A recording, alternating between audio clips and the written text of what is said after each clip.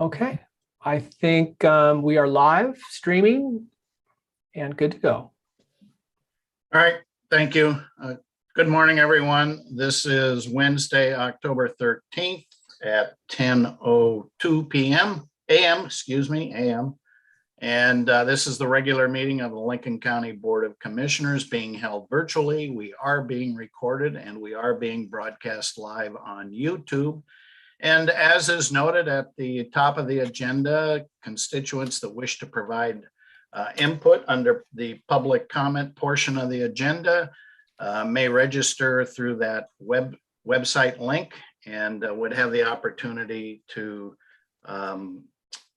address the Board of Commissioners under public comment, where we ask you to limit your comments to no more than 3 minutes. With that housekeeping taken care of, I'll call the meeting to order. Next item would be to establish a quorum. We have 2 commissioners present, which does constitute a quorum. Commissioner Jacobson is excused. Next on our agenda is resolution recognizing 2021 Domestic Violence Awareness Month. And do we have our presenters with us? Do we know? Pardon me here, Doug, just multitasking in the background. Sure. You know what, that's just stand by. So, well, I'll tell you what, Commissioner Hall, are you comfortable reading the resolution? I have it and can read it if that would be easier. Okay. Oh, I'm happy to read it if Casey can bring it up on the screen. Indeed. And just as a note, as I'm pulling this up, no, I do not see Pippi or Vanjie at this time. But let me scroll ahead for you so you can read that proclamation. Maybe they'll jump on. Okay, very good. Commissioner Hall, thank you.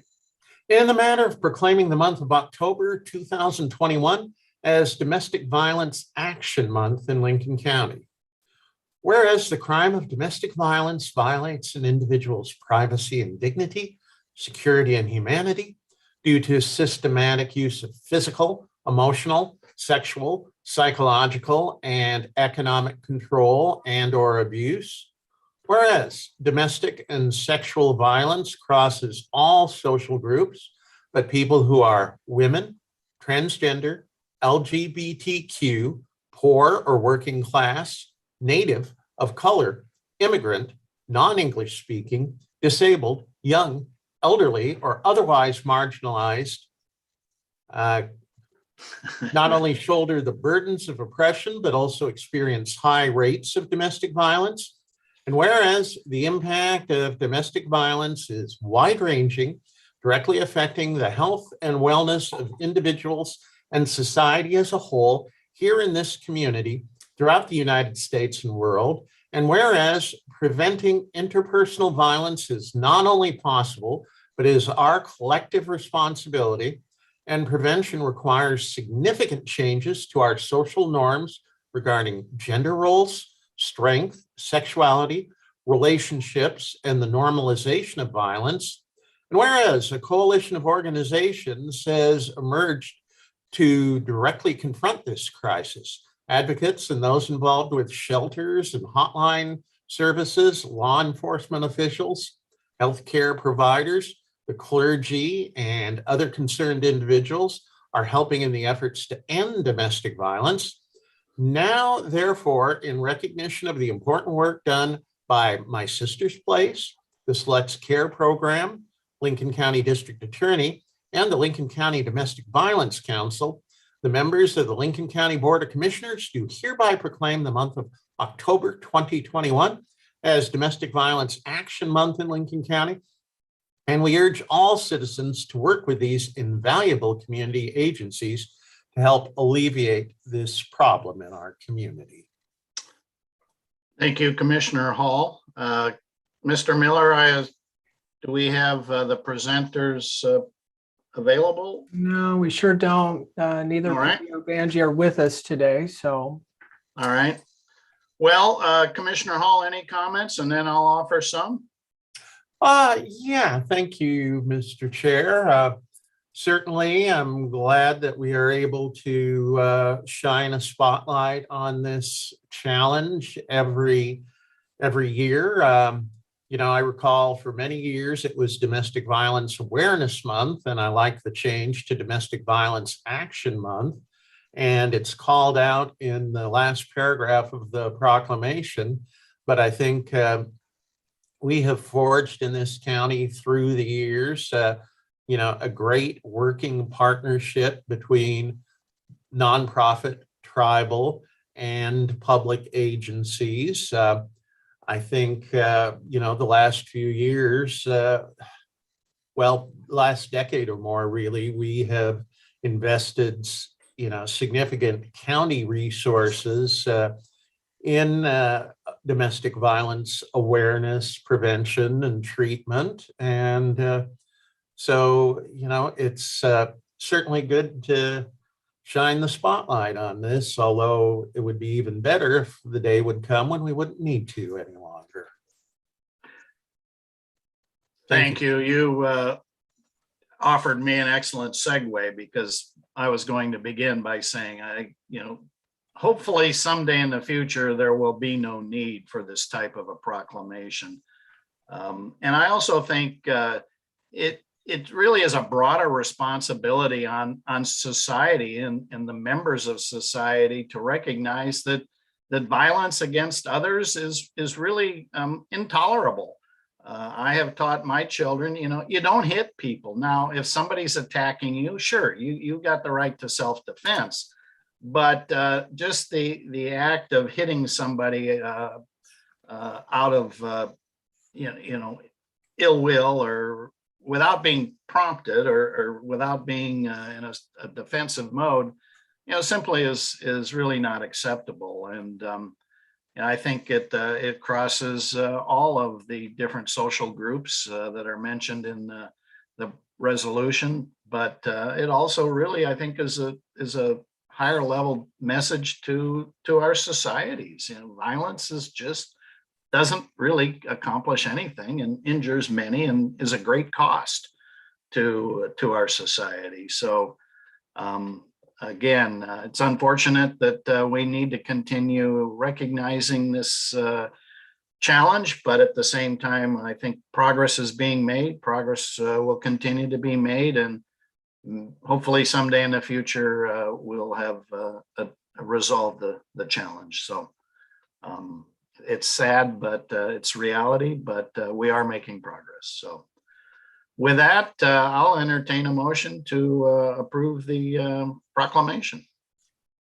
Mr. Chair, I'd move that we adopt this proclamation of October 2021 as Domestic Violence Action Month in Lincoln County. And I will second it. Any other discussion? It's been moved and seconded. All those in favor say aye. Aye. Aye. And that motion carries unanimously. Thank you, Commissioner Hall, for your help. And we'll move on to the next item on our agenda, which is adoption of the consent calendar. And as Mr. Miller noted earlier, there are a significant number of Board of Commissioner meeting minutes, and there is a concerted effort to get these documents current. And this is another step toward that objective. So otherwise, these are items of a routine nature or items that have come before the board previously. At this time, if a commissioner or staff wish to highlight an item, they may do so. Otherwise, I will entertain a motion to adopt the consent calendar as presented. You're muted, Commissioner Hall. Mr. Chair, I would so move. And I will second. Been moved and seconded. All those in favor say aye. Aye. Aye. That motion carries. All right, we will now move on to a continuation of a public hearing regarding the petition to vacate portions of streets within Seal Rock View. I will open the public hearing, and first we will hear from staff, which in this case is Public Works Director Roy Kenyon, and we'll have an opportunity for proponents to speak, then individuals that may be in opposition. I'll close the public hearing, and the board may deliberate at that time. And again, so the meeting has been opened. Director Kenyon, tell us where we're at. Good morning, Commissioners. I'm Roy Kenyon, Public Works Director for Lincoln County.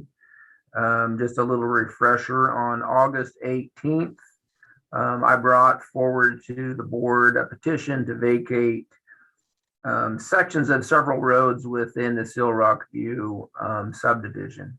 The petitioner, Paul Ramola, had fulfilled all the requirements for the petition, and we started the process.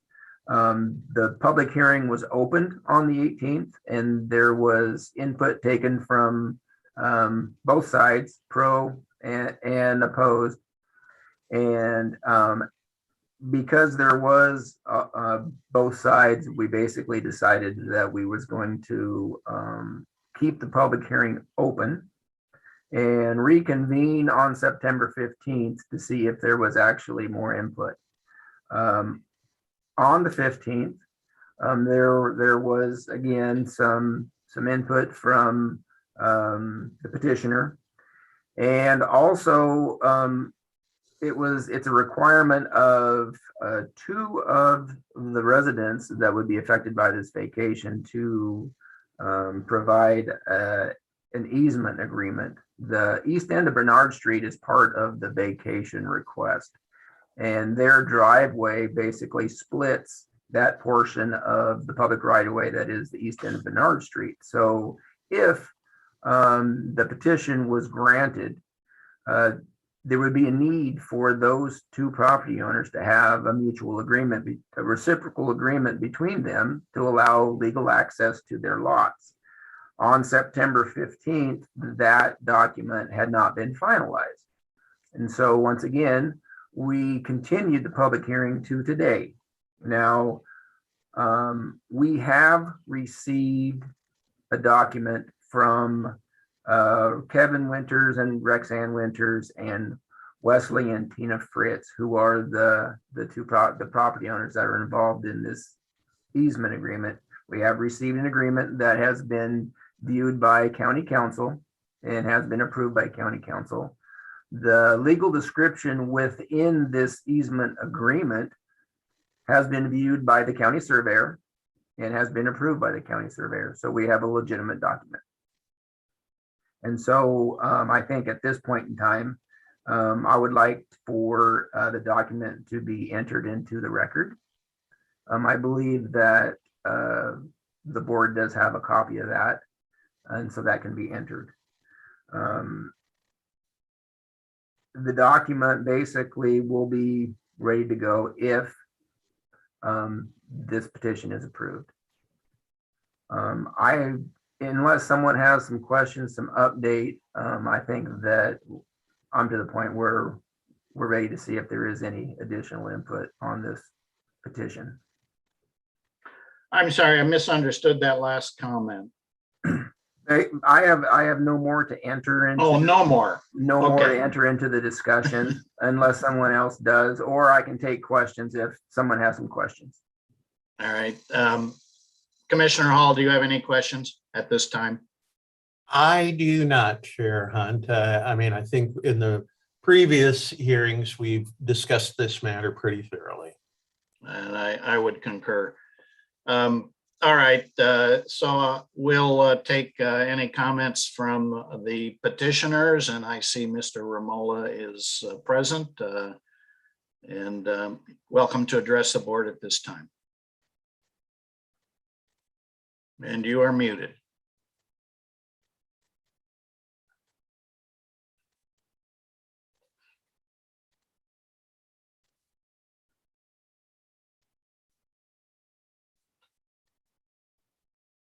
Paul, I have put through an ask to. I there got you. go. Yeah, Okay. sorry about that. No, we can hear you now. Go ahead. Yeah, 70 years old and I can identify. don't have really much more to say. I think we've met the requirements of the petition and the vacation. I want to thank you for your patience with Bernard. That kind of went on too long. And I think everything is in place according to Roy. I do have a question possibly after you vote, and it's about procedure from here on if you approve it. If you don't approve it, then I guess there's no reason to talk about it. But can I wait till after and I just have a couple of questions about what's next, basically. Certainly. Okay. All right. Anyone else wish to make a comment in favor of this petition? Mr. Miller? Doug, we've got Kevin Winters and Wesley Fritz. Let's start with Kevin first.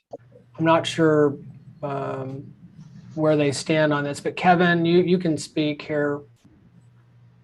Okay, thank you. I just want to say that we are hoping for the approval of this, that we have made an agreement with our neighbors. This has been kind of a long drawn out thing, but we have agreed from the beginning on the agreement of the easement of Bernard Street. So we're really looking forward to moving on with this. Thank you. Thank you. Any other comments in favor, Mr. Miller? Wesley, I have sent you that unmute request.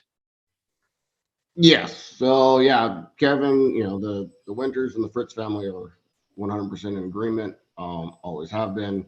I apologize for it taking a little long. We didn't want to have to shell out the money being up in the air, but we went along with that. And I've got my security cameras up, and I constantly have evidence of people traveling these easements that cause some security issues for us. All right. Thank you for your comments.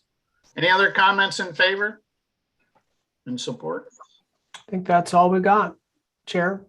All right. I'll, for the record, give the opportunity for comments in opposition.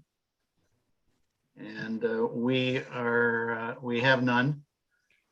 So I will look to legal counsel now. Are we closing the public hearing? Are we continuing the public hearing? I think we're at a point where we can make a decision, in which case I think we would close the public hearing. Yes, for the record, and thank you, Mr. Chair. This is Jerry Herbage, Assistant County Counsel, and it would be appropriate for the board to soon close the record, and the chair can do that. And then when you deliberate, the statute that we're looking at is ORS 368-356, and the criteria is whether the vacation of the property is in the public interest. I would ask that sequentially that the board close the record, that the board deliberate and reach a decision, and then direct staff to present to you an order for final approval. That could be done as early as next week or the week after at your pleasure. Okay. Commissioner Hall, do you have any questions before we proceed? I do not. All right, thank you. Okay, in that case, I will close the record, close the public hearing, and move on to deliberation. I think Commissioner Hall, you said earlier, this has been pretty thoroughly vetted. We've delayed this process to obtain the documentation that has now been received and has been reviewed and has been determined to be acceptable. So I'm ready to make a decision if you are. I am, Mr. Chair, and I believe that the petitioners have demonstrated that the requested vacation is in the public interest. So whenever you're ready, I would make a motion to direct staff to prepare a final order for us to adopt. If that is a motion, I will accept it. Okay, we'll make it a motion officially. All right, and I will second it. And I agree that I believe the evidence has been presented that shows that this is in the public interest and therefore warrants our approval. And with that, it's been moved and seconded. Any other comments? All those in favor say aye. Aye. Aye. That motion carries, and staff is directed to prepare an order for final adoption by the board. Anything else we need to do, Councilor Urbridge?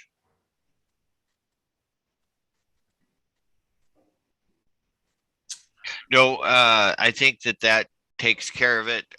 With Roy on board here, you think that we could have that to the board for next week? Yes, I will make sure that the order is prepared, that you have a chance to take a look at it tomorrow, and I will get it on the agenda for next Wednesday. All right, and Roy, maybe you and Mr. Remola can go offline and address his questions, or if it doesn't I take. can do that at a later date. You guys can do what you need to do. I'll just contact Roy later today, Okay. tomorrow, and then I won't have to take up any more of your time. I trust you know how to find Roy. Well, I do want to make, if I may, I make one more comment. If it wasn't for Roy, I would have thrown my hands up. He's been very helpful guiding us through the maze of regulations and considerations and all that. And I really, really appreciate it.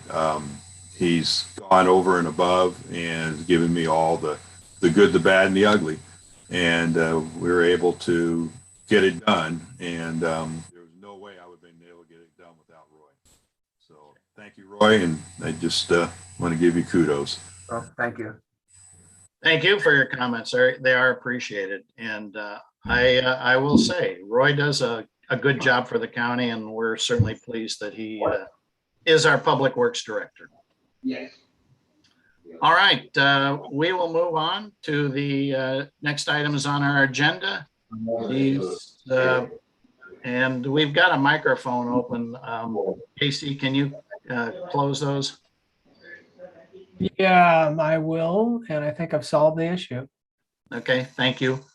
Moving on, next item on our agenda is Lincoln County temporary policy for COVID vaccination requirements. I assume that is County Council Yule. Yeah, actually in conjunction with our Human Resources Director, David Collier, if David is available. Oh, okay. Well, share with us what the Okay. policy is and what we need to do. Thank you. Do you want me to go, Kristen? Yeah. Okay, so Welcome. thank you, Chair Hunt and Commissioner Hall. Last week, this is Human Resource Director David Collier with Lincoln County. Last week, I presented to you the temporary policy for COVID-19 vaccination requirements. This is based on the governor's mandate that goes into effect on October 18th. This again started back in August with the mandate, and there have definitely been a few changes that the governor has made to this. And at this point, we believe that we are set to implement this policy effective this coming Monday, and we ask that you approve it. Questions or comments, Commissioner Hall? I really don't have any questions. I think last week's discussion laid out pretty clearly that this is something we are required to do to be in compliance with what's required by state mandates. So I'm ready to go ahead with action. So I was not at the meeting last week, and just for, I guess, informational purposes, how many people are, I guess, their jobs are in jeopardy by not being in compliance with this policy? We have actually all the ones that are currently actively working, not on leave, have either submitted vaccination records or have requested exemptions that have been approved. We do have 2 individuals that are out right now that will that will have to make that decision when they are ready to come back from leave, Chair Hunt. Okay, and if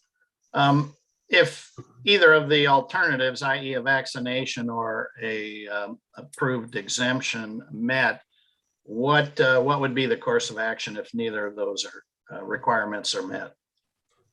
Well, they would not be able to continue in their roles in the health clinics. So we would have to look at what we were going to do at that point in time. And, we really haven't discussed that at this point. So I guess the options would be and I guess I would say probably the preferred option would be to try to find a place where those people would have the skills that they can work where the vaccination is not required.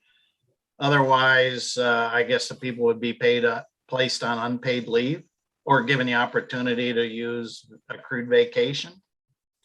Yes. Okay. Yeah. All right. Well, again, at this point, it's 1 or 2 people. Yeah. Out of, do we have an idea how many people are affected by this? Roughly? About 100 and I want to say 180. Okay. Yeah. That's probably a number I would have come up with. So Okay. that may not mean much, but at least at least we have agreement. All right. So this is a decision item. Commissioner Hall, are you prepared to make a motion? I am, Mr. Chair.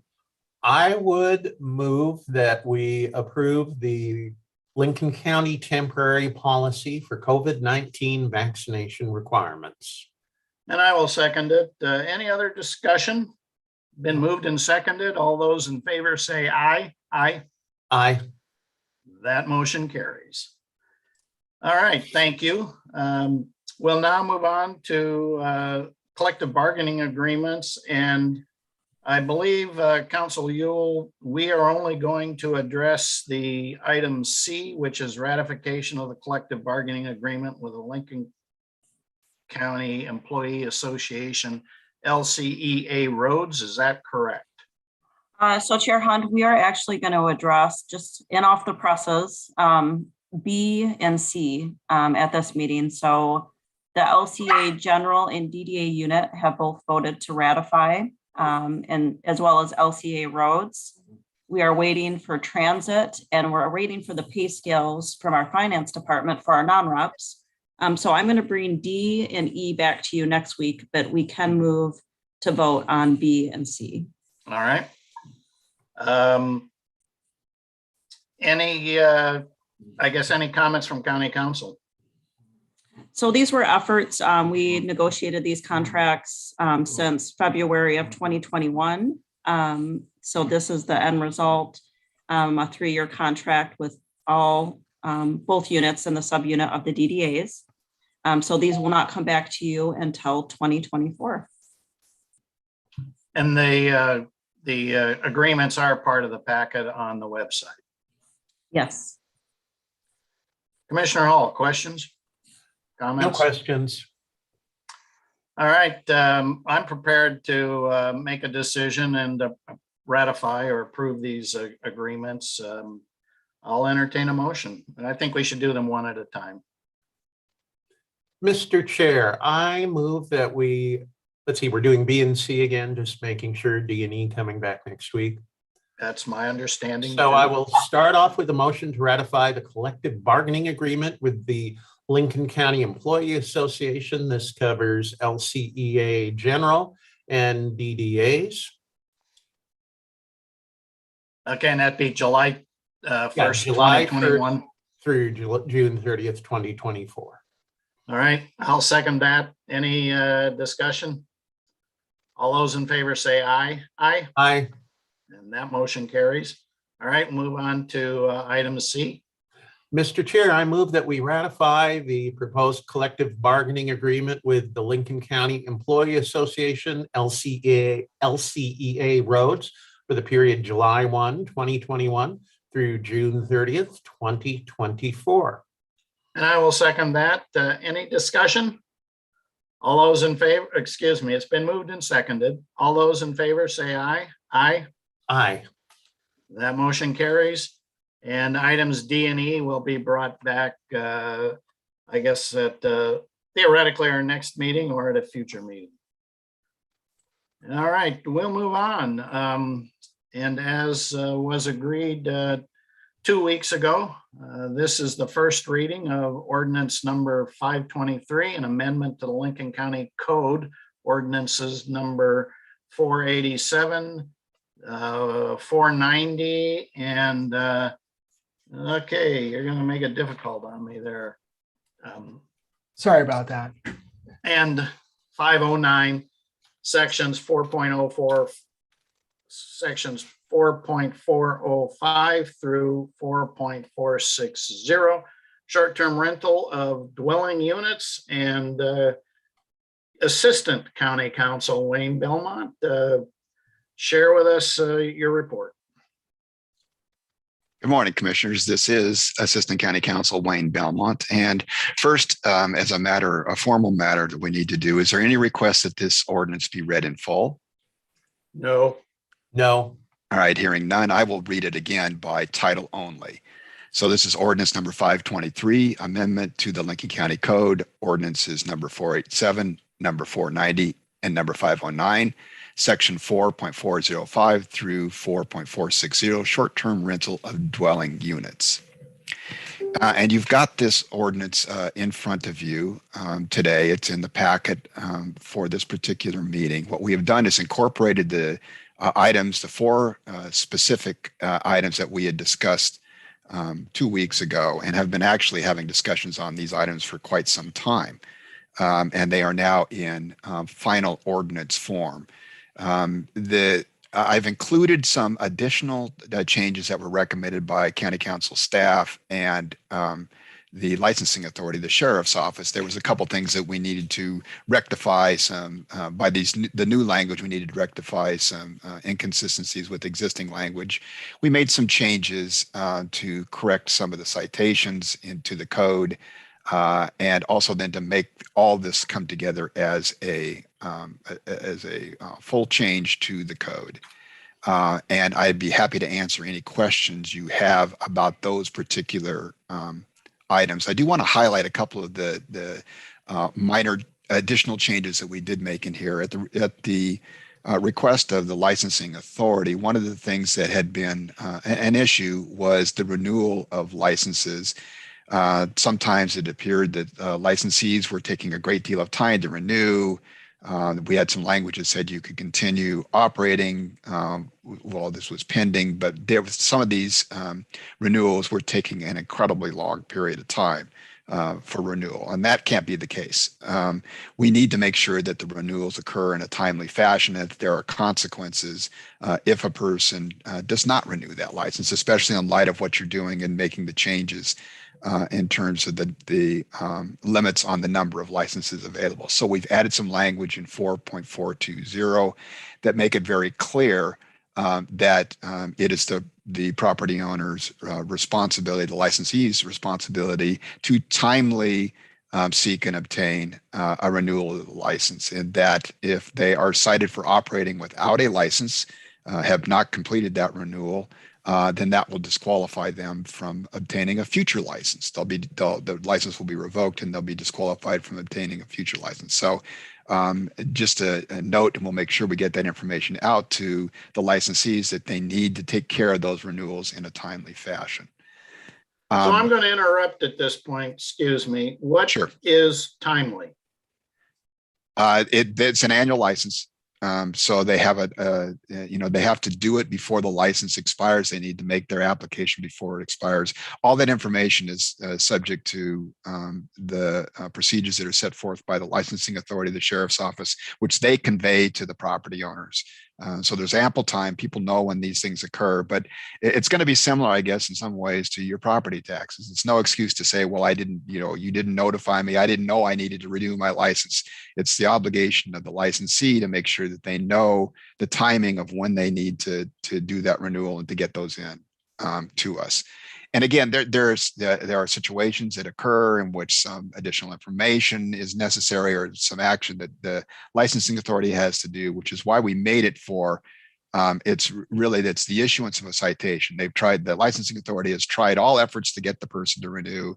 They have failed to renew and they're continuing to operate. And that's the case in which when they issue that citation, that triggers these actions. So there'll be plenty of opportunities for people to rectify the problems here, but if they fail to do it, there's an ultimate sanction in there, and that's the revocation of the license and the inability to obtain a new license.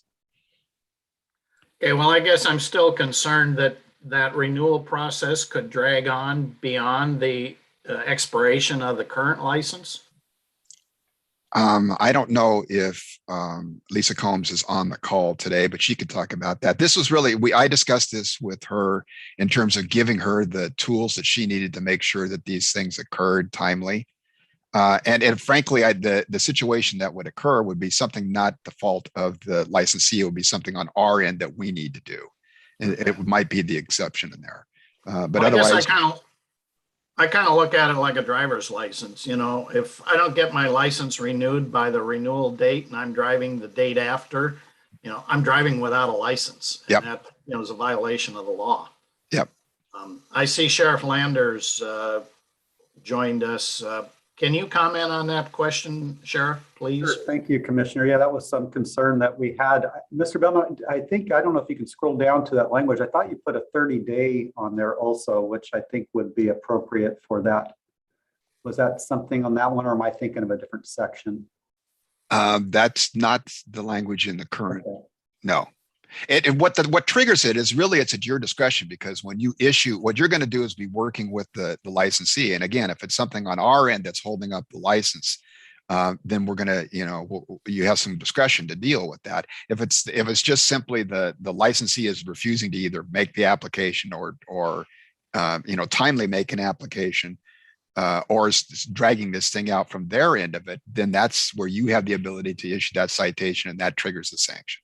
Exactly. Yeah, I think that works. It's just people that just are flat non-compliant, not Right. even submitting the application that we're concerned about.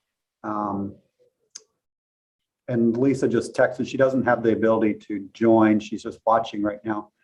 But yeah, that was our main concern, because there are still circumstances that come up that may go past the expiration date, that maybe even be on our end. But as long as I think there's a good faith effort in obtaining that license, I think that's where the timely comes in. We're just, again, we want to make sure, again, I agree, it's like a driver license. If you're driving without a license, if your license expires and you didn't renew it. So I think that's going to be clear, and we just need to get that information out to the short-term rental owners. If you approve this, that they need to get it renewed by the date. And I see that. Again, it's like everything else. There's a date for something and it has to be done. And if there's something that's going on that in the process, then I think that's where timely comes in. The other thing I might add that, and again, at the request and suggestion of the licensing authority, and Lisa and I discussed this particular changes, we incorporated some language now. It's 4.420 subparent 2 to make it eminently clear that you can't own or operate a property within the unincorporated limits by advertising, offering, operating, renting, or otherwise making available the occupancy, the short-term rental without a license. So now it makes it clear, and that's going to help us with enforcement. It's not like the code enforcement officer has to go out and actually observe that being happening out there. If you're doing any of those things, offering, advertising, renting, doing those things, that's proof that you're operating, and you don't have a license. That's proof of violation, and we can do appropriate sanctions there.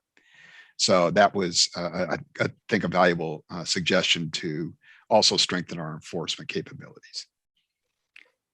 Then the other changes are incorporated in there that dealt with the limitations in the geographic sub areas is consistent with what we've been talking about before. And I think that was the main things that I wanted to talk about a little bit in terms of incorporating the changes, and then answer any questions you may have about the language one more time before we move forward to a second reading, if that's your desire, 2 weeks from today. Commissioner Hall, questions, comments? Let's see. If I could interrupt, I think Lisa just joined. And so if you have any questions for her, she's available now. Well, I guess I'll take this opportunity, if she is present, to ask her, do you feel that the language that has been added gives you the authority to make sure these licenses are being renewed on a timely basis, which has been a challenge in the past? Right. And one of the problems we've had is that people are notorious for not doing the renewals timely. We are sending out renewal notices via email through the new software program that we're using right now. We are not doing them by mail. I don't know what our thoughts are on doing that, but regardless, the 30-day limit is basically what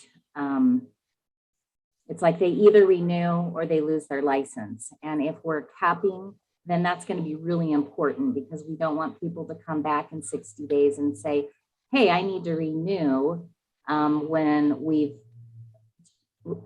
removed their license and then we've waitlisted it and given it to somebody else. So that was the main reason I wanted that language fixed. And we don't allow them to operate when they're in an expired status. They have lots of time to renew and for it to get finished. The only problem we're going to run into is going to be on the septic.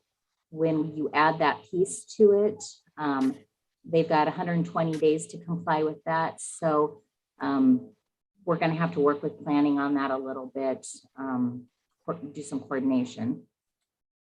But that would also only be for the period after the implementation of this ordinance. The next cycle, if you will, that ordinance would be in place, so that shouldn't be a challenge. Is that correct?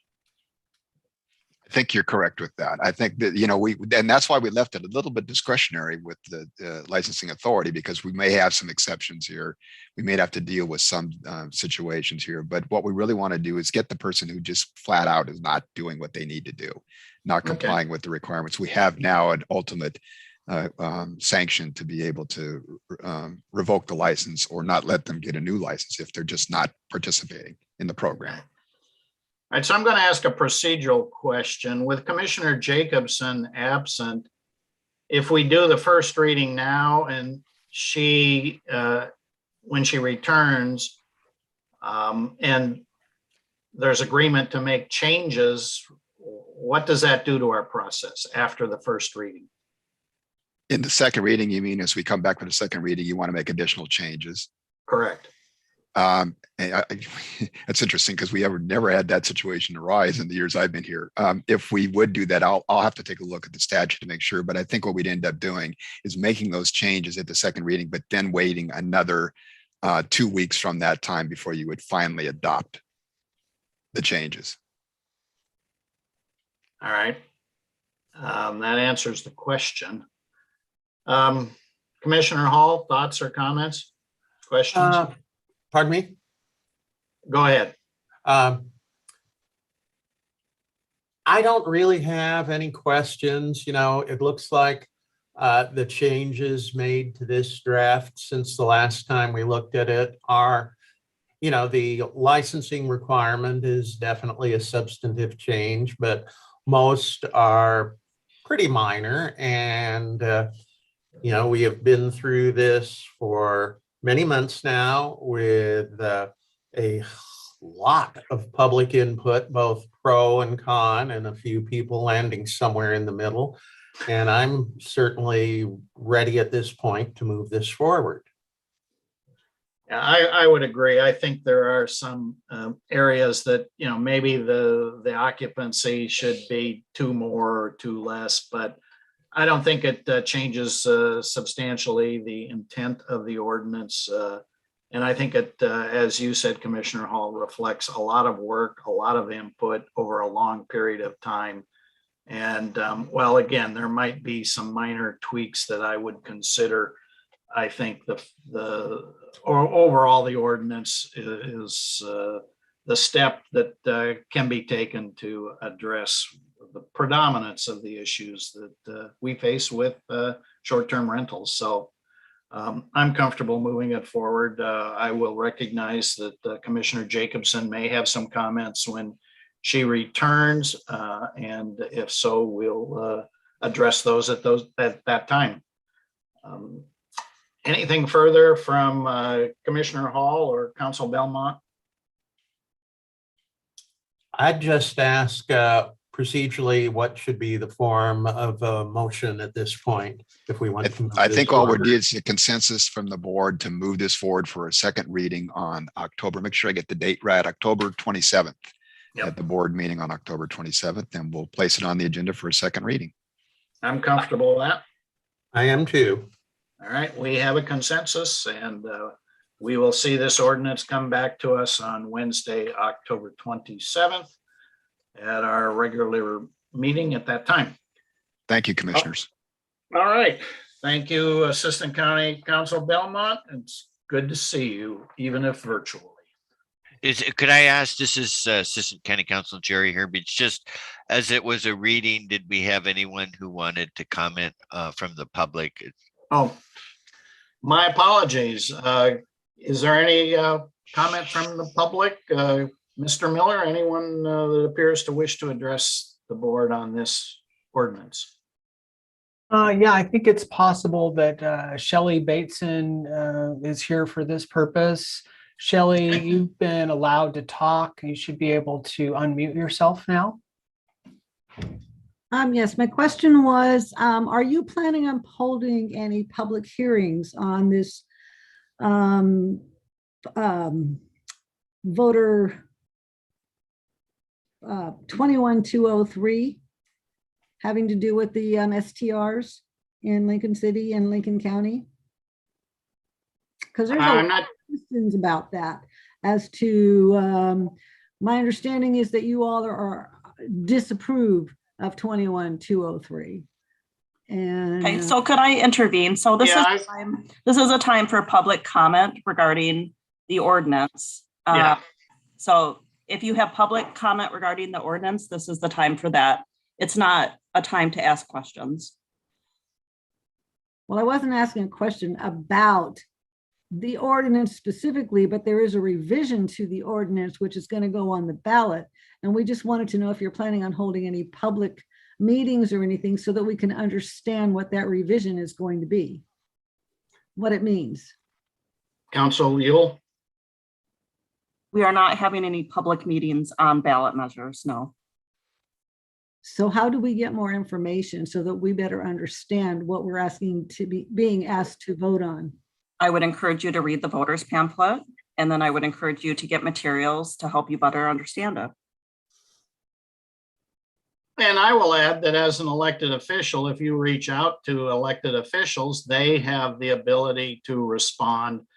County employees do not have the ability to respond. They are limited by law to providing information only and not necessarily taking a position. So those are the legal limitations on what staff can do, and elected officials have a much greater flexibility, but this is not the time necessarily for a discussion.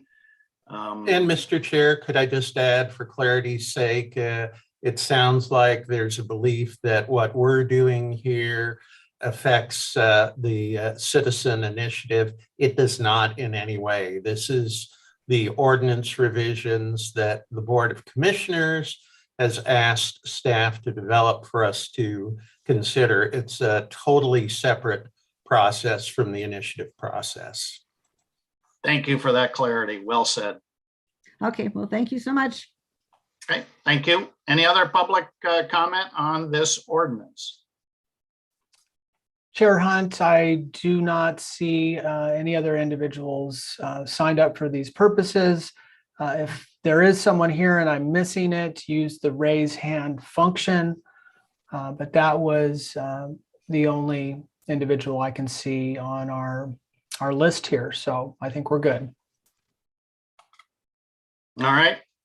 Assistant County Counsel Burbidge, does that satisfy that issue? It does. Thank you for doing that. Not a problem. Well, thank you for keeping us out of trouble. All right. Next, we'll move to reports. Echo Mountain Fire update. Mr. Miller, give us the latest.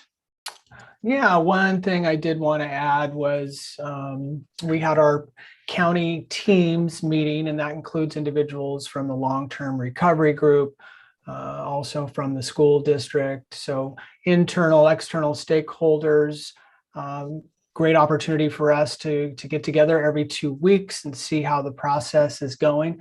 We also had an individual from FEMA, our community and capacity building representative, who's working with us. And one of the touch points there is we had a meeting with the Association of Organ Planners. I may be getting that off just slightly with the acronym, but they will be proposing for us or for you, the board, a scope of work for this vision recovery light, we're calling it, stakeholder meeting. So it's coming soon to you. We'll be able to present you with what the final product may look like, or where that template of that product will bring us. And so you'll be able to review that, and hopefully we'll get thumbs up from you to proceed in having a recovery document. And then additionally, I would say we'll be meeting with FEMA tomorrow. We move those meetings to once a month. So next week, we may have some things to report to you in regard to that. But otherwise, I would say the long-term recovery group is really continuing to make progress. It's kind of micro progress, but they really are merging those disaster case managers into the process, connecting them to our survivors. And the long-term recovery group as well is working in other areas. For example, like the spiritual subcommittee is interfacing with CORE, for example, and behavioral health to make sure that, those concrete needs that might be met, and then also those things that are maybe a little bit more nebulous in terms of what those individuals need for their spiritual and mental health. So I'm glad we can continue to provide the community services in that way. So just a light update for you today, and we'll probably have something more next week. If you have any questions, I'd be happy to entertain them, but otherwise that would be it for me. Commissioner Hall, questions or comments? None. Thank you for the update. You bet. I would agree. Appreciate the update, and we continue to move forward and try to provide the support and address the challenges that still linger from the fire that now was some 13 months ago. So yeah, thank you, Commissioner. Thank you, Mr. Miller. You bet. Move on. Next report would be our COVID vaccination update, and that is to be presented by our interim public health director, Florence Portell. Florence. Good morning, commissioners. Good morning. So this morning we have an actually really short update, short and sweet.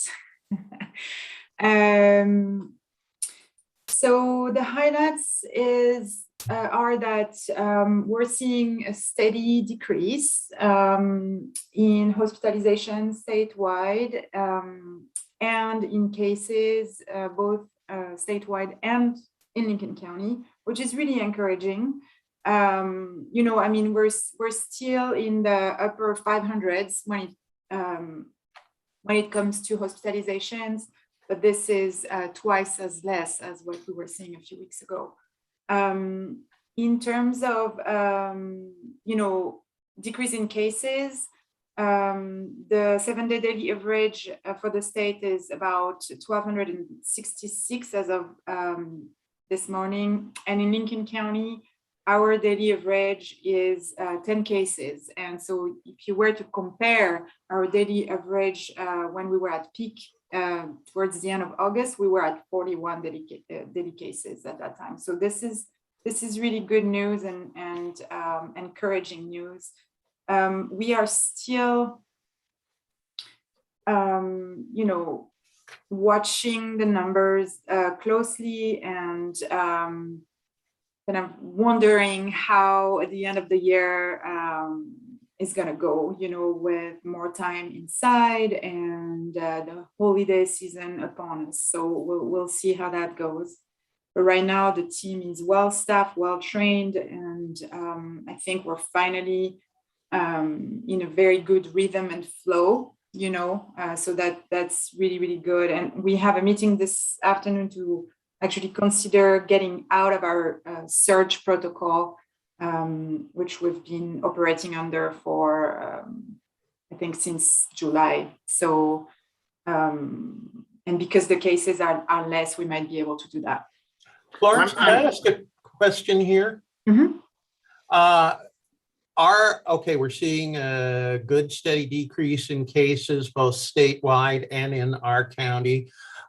Is our decline rate about on the same pace with the states or faster? Yeah, it's faster. That's what I was thinking, but Yeah. Would you attribute that? Well, the fact that we have now surpassed 81% of our 12 and up population being vaccinated?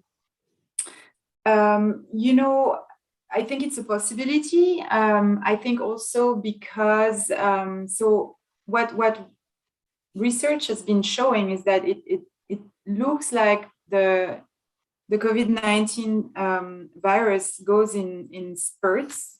Mm-hmm. And operates like we have surge for about 2 months, and then it starts to come down again. Because we are a heavily vaccinated population, and also we have less, population, it might be easier for us to see that decline more rapidly. Also at the state level, what happened is that it's a combination of all the counties reporting their cases overall. So some counties with possibly a higher caseload due to lower vaccination rates might contribute further to the overall numbers not declining as fast as we are. So I think this is a very good question. This is my best guess. Thank you. You're welcome. Yes, good question. Thank you. Go ahead. And so this is kind of where we're kind of like watching and preparing for another surge if that comes. In terms of vaccinations, I think we've been doing a really good job continuing on with our mobile clinic activities, offering as many vaccine opportunities for people as possible. We've had a very successful booster clinic at the fairgrounds last Friday. We're having another one this Friday. I put a picture of the bus. So this is the mobile vaccination unit I discussed over the past few weeks with you. And so this is a Yankee Bus that we're getting. And so it's going to travel throughout Lincoln County starting on the 24th of October. So we're going to start in Yahat, spend 2 days in Yahat, and then move up to Waldport, spend 2 days in Waldport. And the bus, so in Yahat, the bus will be located at the Commons. In Waldport, the bus will be located at, I believe, the community center. And then we're going to go to Toledo, and we will have the bus at the library. And then we're going to go all the way to Lincoln City, and we'll be located at the casino. So this is really exciting partnership with the state. So we're looking forward to this effort. Otherwise, we are working very closely with the schools. We're pre-planning and trying to think about how do we make the vaccines as accessible and available to the children 5 to 11-year-old once FDA approves those vaccines. And so we are about to send a survey out through the school system called Remind to parents and ask them if they would consider having their children vaccinated at school, and or if we're completely out of line here, and if they would rather be at a pediatrician's office or at a kind of mass vax setting with their kids. So we're hoping people are gonna give us their feedback so that we can really adapt our intervention based on the majority of people's needs. That's pretty much what I have for you. Well, I have a question. What about getting the mobile vaccine clinic to, well, the more eastern parts of the county, i.e. out to Nashville and through Siletz? So we will do that. So one thing that I forgot to tell you is that this bus is almost like an anchor point. So when the bus is located in one area for a certain amount of days, then we can do what's called spoke missions to go out to those more rural areas from the bus. So the bus acts as a kind of like hub, and then teams can go out. So we have plenty of spokes missions planned for. We're gonna likely discuss this afternoon with our state partners to finalize those areas, and then I can come back to you with some more specific details as to where we're gonna go and when.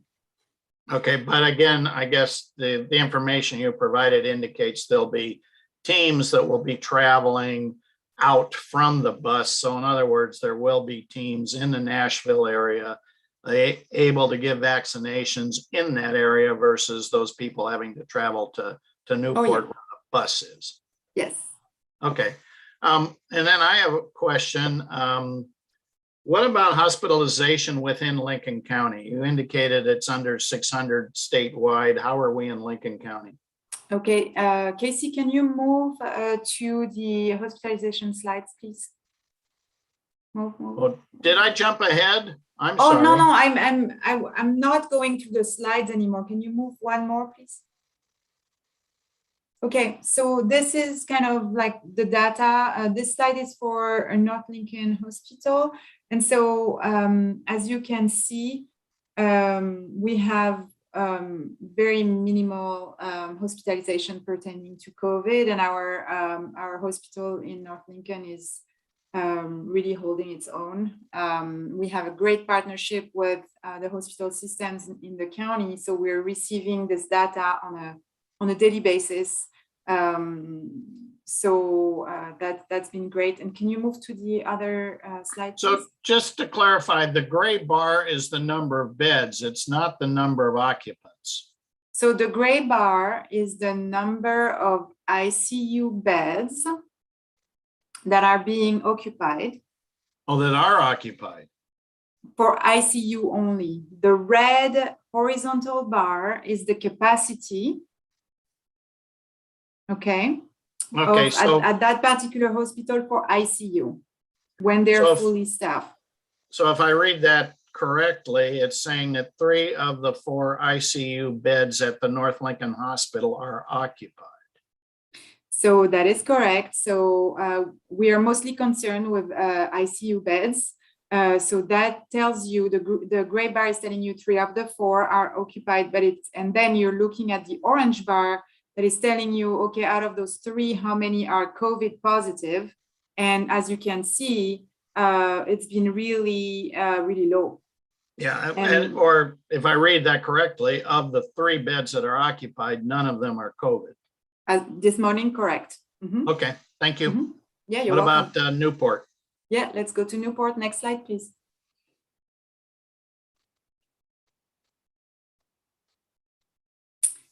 So this is Newport. So same system. Their capacity for ICU is a little bit higher. They have a 5 to 6 ICU bed capacity. The gray bar is their current occupation of ICU beds, and the orange is out of those people in the ICU, how many are COVID positive. And as you can see, it's been really like going from 1 to 2 Okay. pertaining to Thank you. COVID positive patients. You're welcome. And overall, this month so far, we've had only 3 people hospitalized with COVID. So meaning that those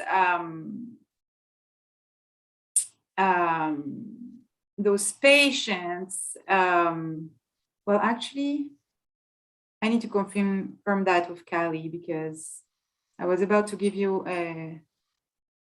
an explanation, but I don't know that it makes sense when I look at the data closer. So never mind, I will come back with a better explanation. All right. But the overall message is, we did such a great job at getting vaccinated as a community that we've been able to really protect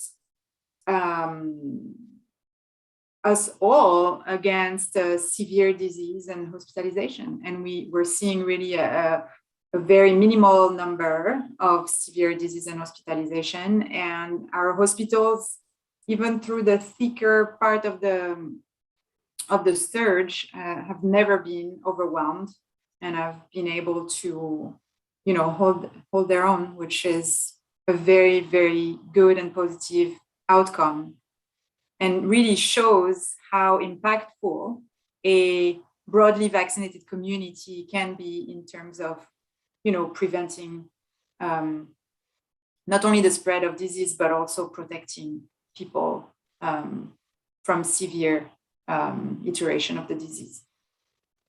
Commissioner Hall, questions or comments? None at this time. So I'm going to ask one last question, Florence, and I'll be interested in your, thoughts. There was an article in the New York Times that frankly hit very close to home for me.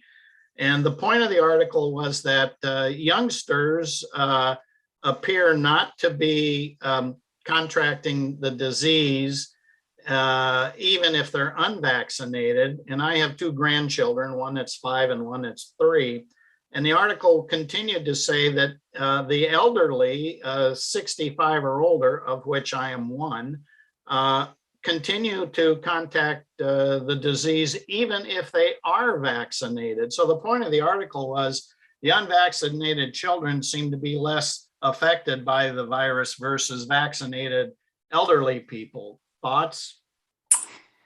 Yeah, so I read the same article. I don't know that I have a similar conclusion. What I understood from the article was not that children were not getting infected by the virus, but that they were they were better protected through their antibodies, and that they were less able to transmit very well the virus to others. So it doesn't mean they don't get it. It just means that their body is better able to fight it. And then because of that, the transmission is not as, let's say, efficient, right?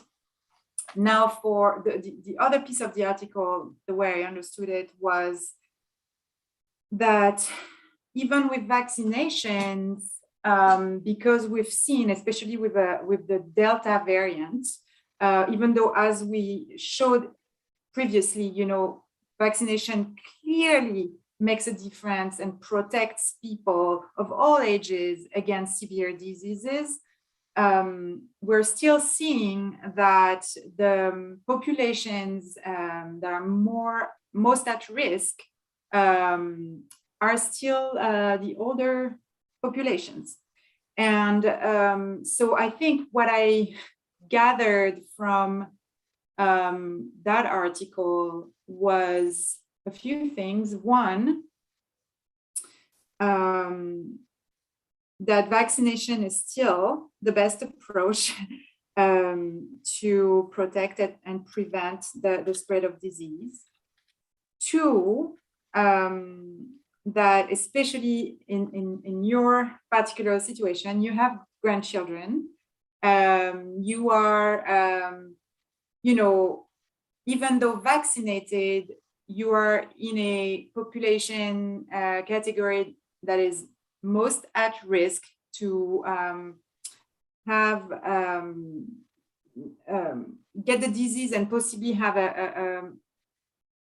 a more severe iteration of the disease. And so even though kiddos might not get as severe of consequences, they will still be able to transmit.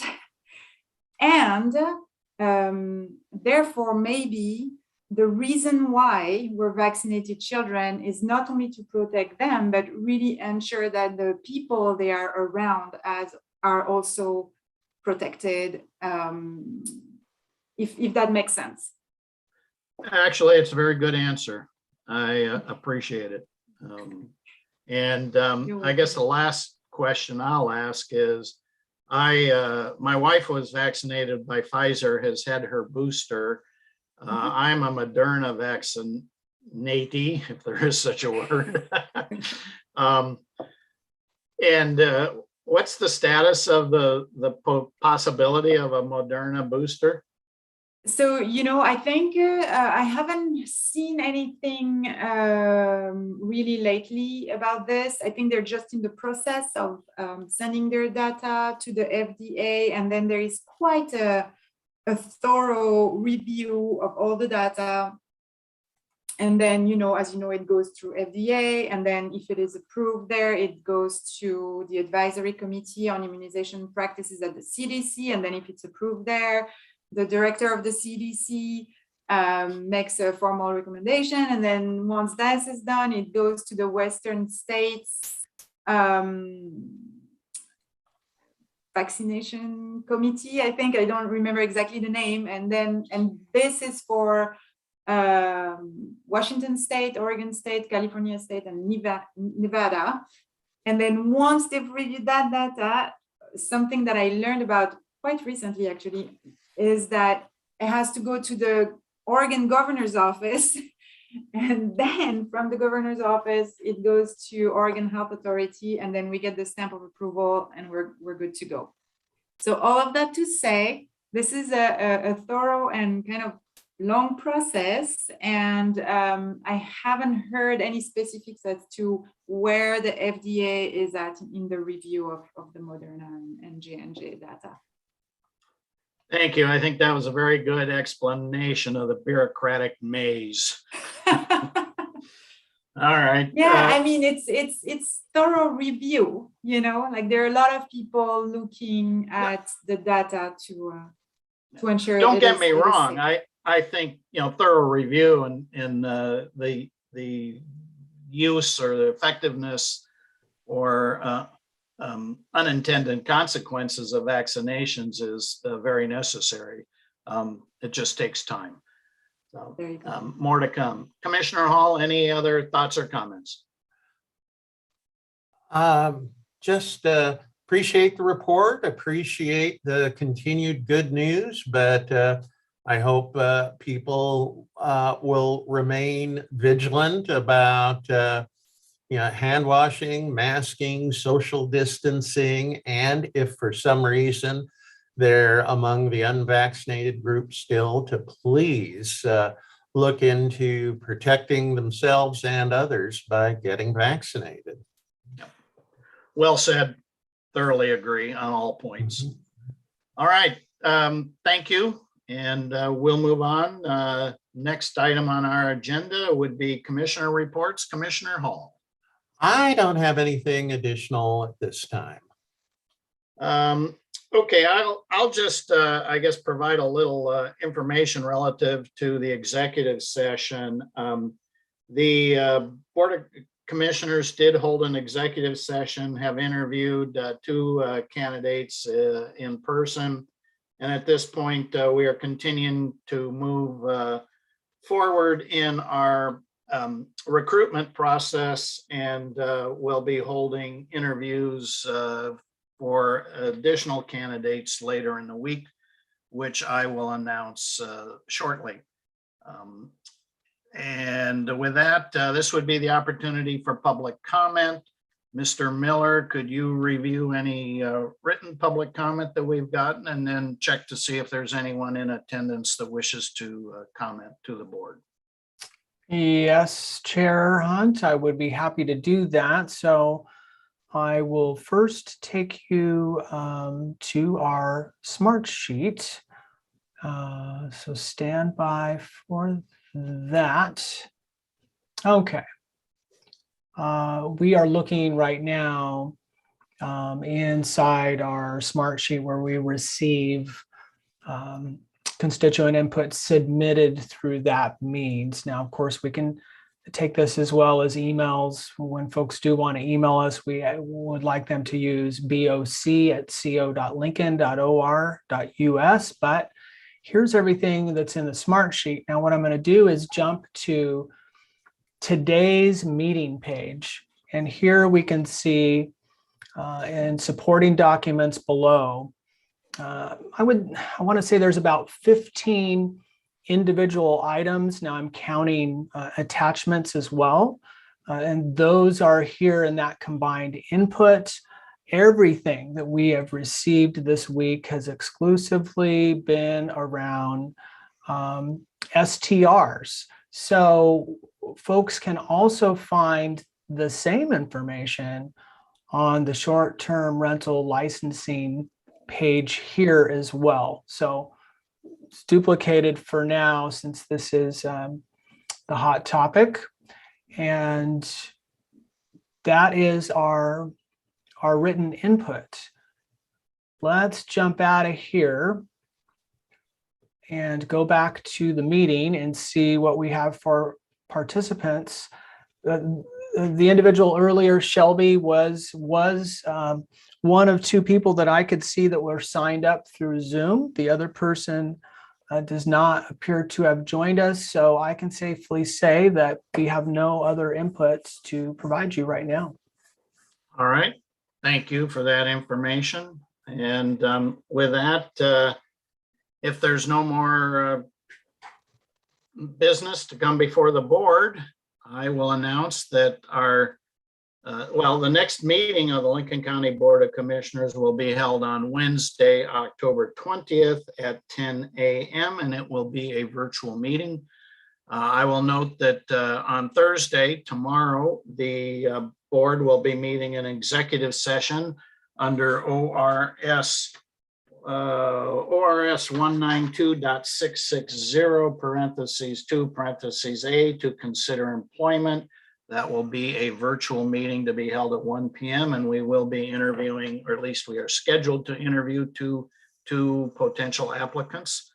And with that, if there is no more business to come before the board,